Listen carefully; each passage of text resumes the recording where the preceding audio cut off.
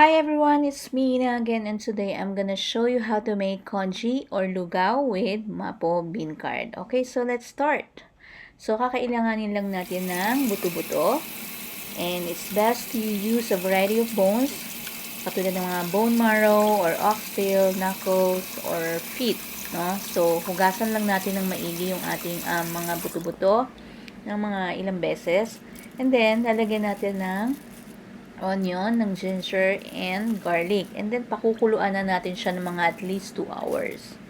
Okay, so, pag naka 1 hour na kayo, so just keep on adding more water, no, para hindi matuyo. So, pagka nakikita nyo ng medyo malambot na yung laman ng buto, try to separate yung meat dun sa bone. And then, pakuluan nyo ulit siya ng another 1 hour para makuha natin yung lasa nung mga buto. Okay, so it's better to buy bones with a little meat, no? Para hindi na tayo bibili pa ng separate meat for the lugaw. So, once na napakuluan nyo na yan ng mga 1 hour, so makikita nyo malalaglag na yung, kusa nang malalaglag yung meat sa bones. Okay, so i-separate lang natin siya para mamaya. Okay, so kakailanganin din natin ng leftover rice.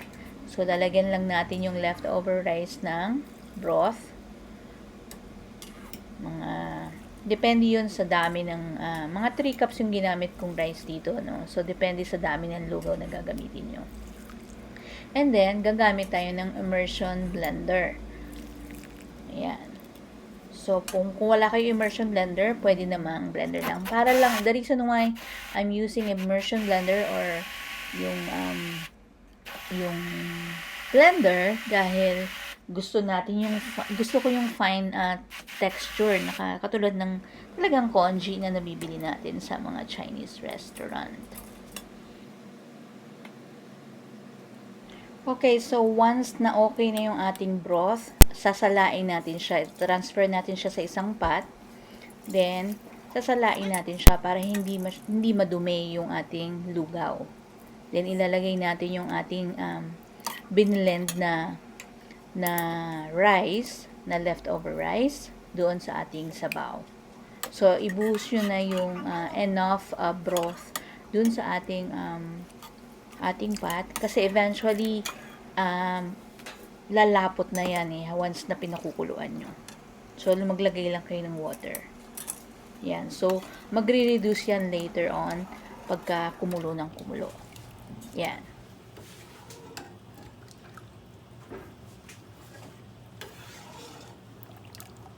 So, pag naghiwa-hiwalay na yung nilagay nating rice, ayan, okay na yan.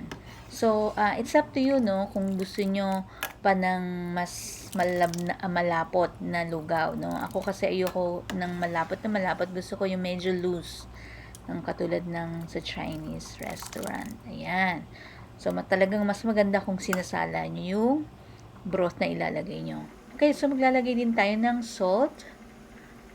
Titikman natin kung okay na yung yung alat niya. And then, pag hindi pa enough yung alat, pag tinikman nyo, pwede kayong maglagay ng patis. Ako, naglalagay ako ng fish sauce or patis para mas masarap. Ayan. Okay, so kung gusto nyo naman ng medyo malapot, no, yung very thick, basta just keep on stirring, and then ipakuluan nyo pa rin para mag-reduce yung liquid. Okay, so turn off the heat kung sa palagay nyo okay na yung labnaw or yung lapot ng inyong lugaw. And then, magpa-fry naman tayo ng tofu para sa ating Mapo Beancurd. So, ang regular na Mapo Beancurd, ginagamit nila yung soft tofu or beancurd. So, hindi nila pina-fry. Ako, pag gumagawa ko ng Mapo Beancurd, pina-fry ko. And then, cut the tofu into square cubes. Ayan. And then, sa isang wok, maglagay tayo ng oil, cooking oil, and then mga 2 tablespoon of cooking oil, and then fry natin yung means meat or yung ground meat.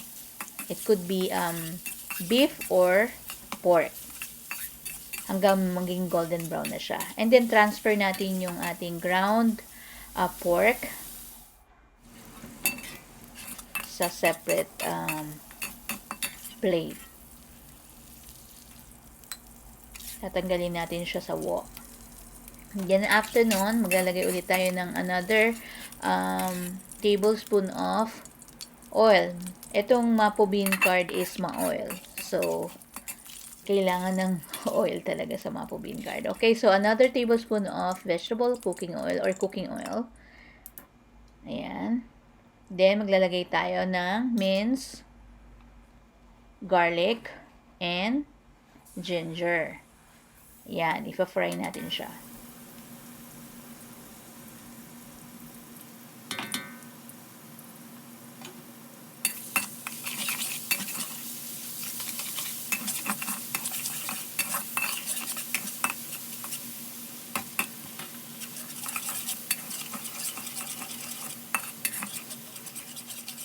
Okay, so yeah, maglalagay tayo ng soybean paste. And then, yung fresh at chilies, pwede ring dried chilies. So, ginamit ko yung Thai na chilies. And then, yung ating pepper paste. Yung maanghang, yung ginagamit sa Korean. Yung pang kimchi. Ayan.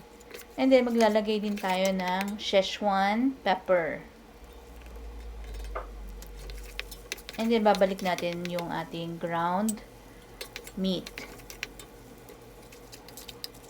So, mix it well, and then we're gonna add the chicken broth. Or pwede yung broth na nilagay din natin dun sa lugaw. Pwede na rin yun. Okay, so maglalagay din tayo ng sugar, brown sugar.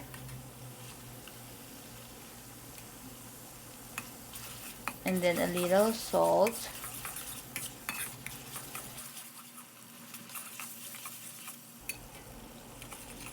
And then sesame oil. And then mix it well. No?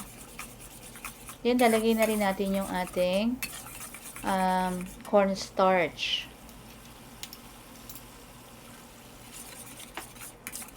Ayan. And then yung ating fried tofu. And then mix it well. Ayan. Almost ready na siya. Ayan.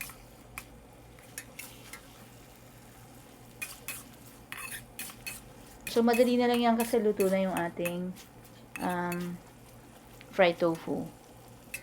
And then, tsaka na natin i-add yung ating fresh spring onions.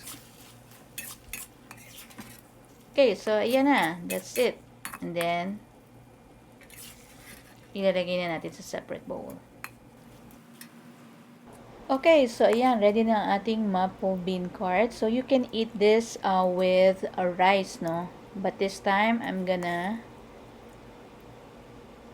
add the Mapo Beancurd on my lugaw or my congee. Ayan. Okay na.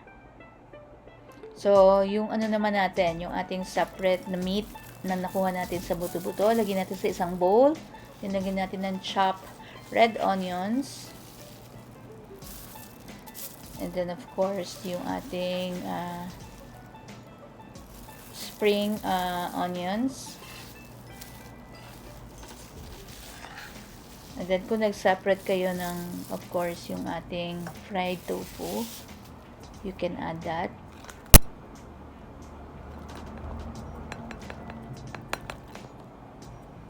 And then, lagyan natin ng soy sauce or ng fresh chili. Yan. Soy sauce on top. And then, mix it well.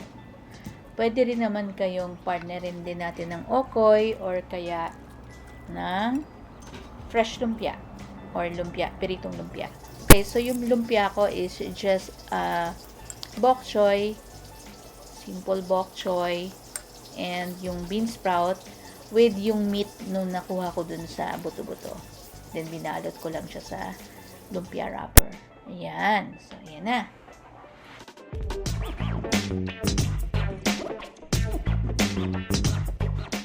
Okay, so ilagay na natin sa bowl yung ating congee or lugaw. So, kung gusto niyo plain, okay lang din. Ayan.